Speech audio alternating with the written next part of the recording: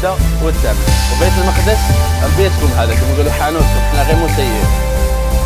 كان في تجارة بين الحدود المغربية والجزائرية قبل ما تغلق، كانت قبل 4 أو 5 سنين يعني كان في ناس تقدر تدخل وتطلع بس بطريقة غير رسمية، راح تلاقي هون كثير من الظاهرات والاحتفالات كثير مدينة مبنية جنب الحدود. طاجين هي أصلا عبارة عن هذا، شايفين هاي اللي زي القدرة شكلها، بس هي ما هي قدرة، هي اسمها طاجين.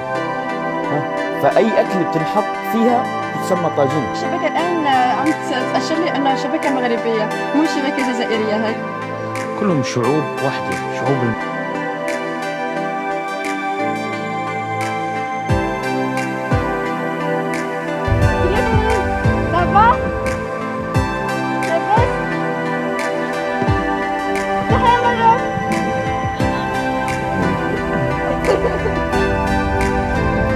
إخوة.